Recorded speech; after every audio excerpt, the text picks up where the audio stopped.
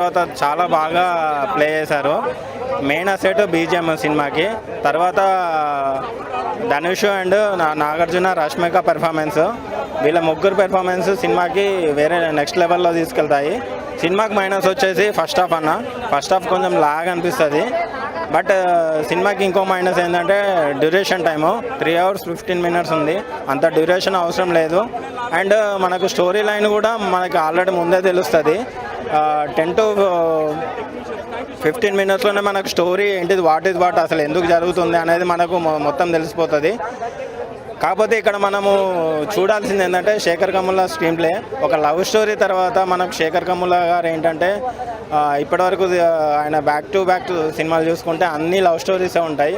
But first time ఒక action sequences మూవీలోకి దిగారు. తన కంఫర్ట్ జోన్ని దాటుకొని బయటకు వచ్చారు. సో చాలా మంచి అటెంప్ట్. కానీ ఇక్కడ ఒక మైనస్ ఏంటంటే స్టోరీ రన్ టైమ్ ఒకటే బాగా మైనస్. ఒక 2.5 hours మూవీ ఉండేది ఉంటే సినిమా వేరే లెవెల్లో ఉండేది. సినిమా